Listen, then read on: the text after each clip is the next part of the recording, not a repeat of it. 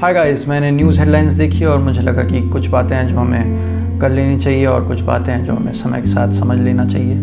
पहली बात तो वर्ल्ड हेल्थ ऑर्गेनाइजेशन के हिसाब से 30 करोड़ लोग हैं, 2015 का ये डेटा है, जो डिप्रेशन के अंडर आते हैं। उस समय लोगों में अवेयरनेस नहीं होगी, उस समय लोगों को रिपोर्ट नहीं किया होगा कि हमें डिप्रेशन है, तो ये नंबर आज की डेट में कितना ज़्यादा हो सकता है हम अनुमान लगा सकते हैं। उसमें से 8 लाख लोग सुसाइड कर जाते हैं, जो कि डिप्रेशन का एंड स्टेज हम मानते हैं। उससे ज़्यादा बुरा कुछ हो नहीं सकता हम मानते हैं। तो डिप्रेशन जो है वो एटलीस्ट 2 वीक तक, अगर आपको परसिस्टेंट सैडनेस है, इंटरेस्ट लॉस है, या आप inability of carrying out daily activities 2 weeks तक, तो हम सोच सकते हैं कि आपको या जिनके बारे में भी आप बात कर रहे हैं उन्हें डिप्रेशन है। और ये चीज़ लाइटली इसलिए नहीं लेना चाहिए क्योंकि अब ये सिंगल लार्जेस्ट कंट्रीब्यूटर बन गया है ग्लोबल डिसेबिलिटी कॉज करने के लिए। इसका एक ट्रायड है जो कि feeling of worthless, hopeless and helpless. इसमें होपलेस सबसे ख़तरनाक है क्योंकि आपको फ्यूचर के लिए भी कोई आशा नहीं रहती, और यूजुअली ये लोग सुसाइड जैसे चीज़ें करते हैं, और ये काफ़ी बड़ी प्रॉब्लम बन गई है इवन हमारे कंट्री के लिए। और यहाँ पे हम छुपाते हैं और ये चीज़ के बारे में बात नहीं करते हैं, और इस कारण कई जानें चले जाती हैं। इंडिया में 60 लोगों में एक व्यक्ति अफेक्टेड रहता है सुसाइड से कहीं ना कहीं, या उन्होंने सुसाइड अटेम्प्ट किया है या उनके फैमिली में किसी न किसी ने सुसाइड किया है। एक व्यक्ति हर 20 लोगों में डिप्रेशन होता है उन्हें, और ये बहुत ही बड़ा नंबर है। आप समझ सकते हैं कि कितनी बड़ी प्रॉब्लम है इंडिया के लिए। 18% जो वर्ल्ड वाइड सुसाइड होते हैं वो इंडिया में होते हैं, और ये 2015 का डेटा है। तब सुसाइड इंडिया में लीगल नहीं था। अगर आप अटेम्प्ट कर रहे हैं तो ये इलीगल माना जाता था, तो कई लोग इसे रिपोर्ट नहीं करते थे, ऐसा मेरा मानना है। इंडिया में प्रॉब्लम्स क्या हैं ये भी हम देख लेते हैं। पहली बात तो हमारा कल्चर जो है वो काफ़ी डाइवर्स है, मैं मानता हूँ, बट कुछ जगह जो हमारे फ्लॉज हैं वो भी हमें समझ लेना चाहिए हमारे कल्चर में। वो ये है कि हम पहली बात बहुत ज़्यादा फ्लेक्सिबल नहीं हैं, बहुत ज़्यादा एक्सेप्टिंग नहीं हैं चीज़ों को लेके, लोगों को लेके, और इसके कारण एक मेंटल टेंशन जो है वो क्रिएट होता है लोगों के मन में। दूसरी बात यह है कि हमारे जो सक्सेस का पैरामीटर्स है वो बहुत ज़्यादा फिक्स्ड है। हमें लाइफ में क्या अचीव करना है, कितनी चीज़ें चाहिए, कितने पैसे कमाने हैं, कितनी गाड़ी, कितना घर, और ये सारी चीज़ें हैं जिसमें बहुत ज़्यादा हम बंध से गए हैं। इंडिया में स्पेशली बहुत कैरियर ओरिएंटेड लोग हैं और वो अपनी लाइफ को सिर्फ उसी में नापते हैं। तो ये भी एक चीज़ रिनाउंड साइकेट्रिस्ट के पॉइंट्स हैं जो मैं आपसे शेयर कर रहा हूँ, जो कि उन्हें लगता है कि इंडिया में प्रॉब्लम्स हैं। इंडिया में उन्होंने कहा है कि प्रॉब्लम है वो है सोशल आइसोलेशन बढ़ते जा रहा है। लोग अपने फ़ोन्स में, अपने आप में, अपनी ज़िंदगी में ज़्यादा बिज़ी हो गए हैं, और फैमिलीज छोटी होते जा रही हैं, और इंटरेक्शन उतना नहीं हो पा रहा है, कम्युनिकेशन उतना नहीं हो पा रहा है। इस कारण भी इंडिया में डिप्रेशन की जो प्रॉब्लम है वो बढ़ते जा रही है। इन सारी चीज़ों के लिए हम क्या कर सकते हैं, ये चीज़ें हमें जान लेना समय रहते बहुत ज़रूरी है। अगर आपको लगता है कि आपको या आपके रिलेटिव या आपके फ्रेंड्स या आपसे कोई भी क्लोज़ पर्सन है या किसी को भी ऐसी प्रॉब्लम्स हैं, तो आप उनसे बात करके देखिए, उन्हें होप देने की कोशिश करिए फ्यूचर के लिए, क्योंकि फ्यूचर में होप है। और इस कारण उन्हें एक अच्छी जब होप मिलेगी तो वो ये सारी चीज़ों से दूर होंगे।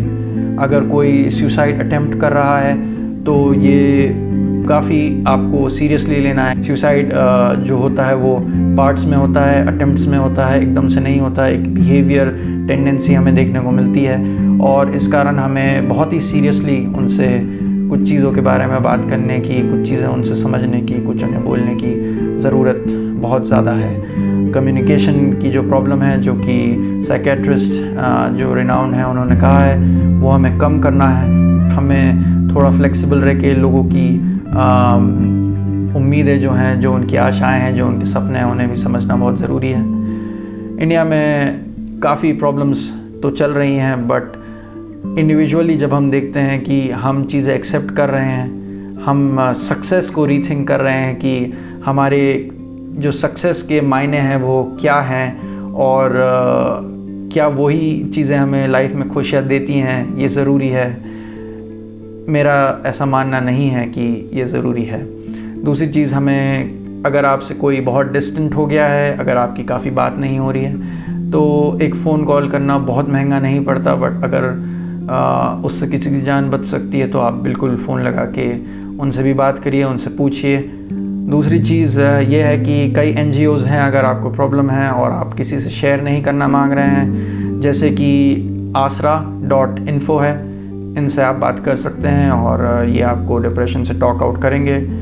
कनेक्टिंग एक मैंने नाम पढ़ा है जो कि यूथ्स के लिए है, इससे आप बात कर सकते हैं। स्नेहा इंडिया है जिससे एक NGO जिससे आप बात कर सकते हैं अपनी डिप्रेशन के लिए। और ऐसी कई NGOs हैं जो लोगों की मदद करना चाह रहे हैं और लोगों को डिप्रेशन से और सुसाइडल टेंडेंसीज से बाहर लाना चाह रहे हैं और बहुत अच्छा काम कर रहे हैं, और उनकी मदद लेने में भी कोई बुराई नहीं है अगर किसी को ज़रूरत है तो।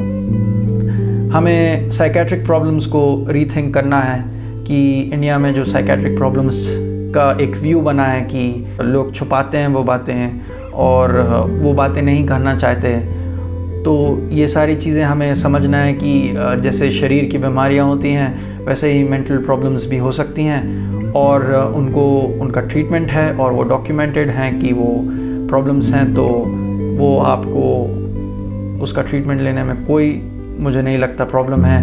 आपके जो भी साइकेट्रिस्ट हैं या जो भी डॉक्टर हैं उनसे आप बात करिए, उन्हें अपनी प्रॉब्लम्स बताइए और देखिए कि अगर उसका आपको कुछ पॉजिटिव आपको उसमें से मिलेगा तो कोई बुराई नहीं है ये शेयर करने में। इस चीज़ को जब हम एक्सेप्ट करते हैं तो हमें उन लोगों को भी एक्सेप्ट करना है जो कि अपनी बातें शेयर नहीं कर पा रहे हैं क्योंकि लोग सुनना नहीं मांग रहे हैं। अगर किसी की जान के लिए आप थोड़ा समय निकाल लें, थोड़ी बातें कर लें, तो शायद ये चीज़ें नहीं होंगी। एक फ़िटनेस अकाउंट के अंडर मैं ये भी कहूँगा कि एक्सरसाइज आप करते रहिए।